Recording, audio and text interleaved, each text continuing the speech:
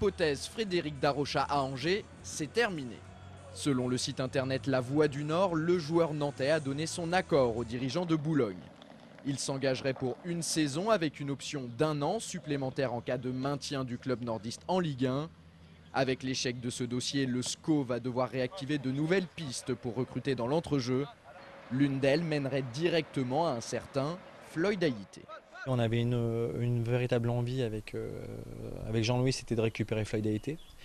Laurent Blanc aujourd'hui veut le voir à l'entraînement avec l'ensemble de son staff, donc on va attendre un petit peu, hein, mais c'est pas complètement entériné. Si d'aventure il devait repartir, ça serait certainement dans notre projet.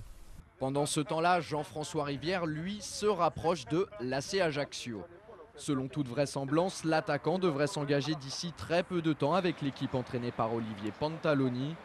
Un contrat de 2 ans lui aurait été proposé.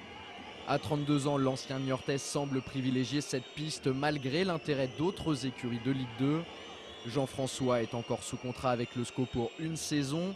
Ça veut dire que les 3 parties, le joueur et les 2 clubs doivent maintenant s'entendre. Une réunion aurait eu lieu aujourd'hui. En cas de départ de l'avant-centre, les dirigeants angevins devraient chercher une solution de remplacement à la pointe de l'attaque. Le nom du Stéphanois Sébastien Grax pourrait alors ressurgir. Autre grosse information du jour, c'est l'intérêt de plusieurs formations pour le défenseur central angevin, Bruno Ekwelemanga. Révélation de la saison, il ferait l'objet de plusieurs offres de clubs français et étrangers.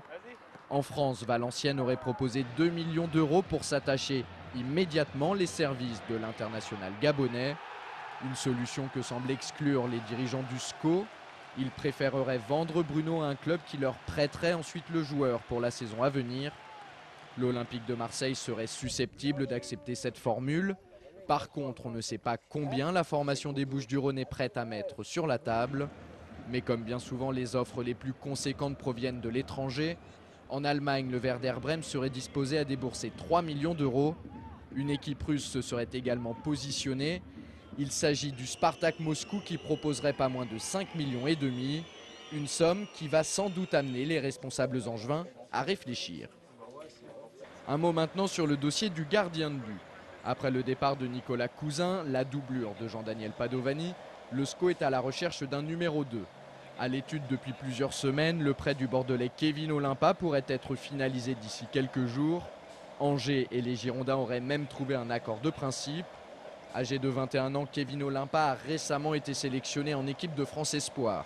Son profil ressemble plus à celui d'un numéro 1 bis qu'à un numéro 2. Alors, son éventuelle arrivée a-t-elle pour objectif de concurrencer Padovani, auteur d'une saison moyenne? Réponse d'Olivier Piqueux. Kevin Olimpa, c'est un jeune très bon gardien.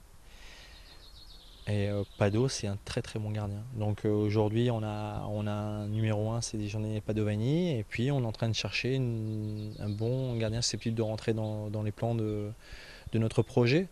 Et que maintenant, si le coach a un mal de crâne parce qu'il a 2 bons gardiens, ça sera meilleur que si effectivement on n'a pas de qualité à ce poste. On se retrouve maintenant la semaine prochaine. Bon week-end à tous.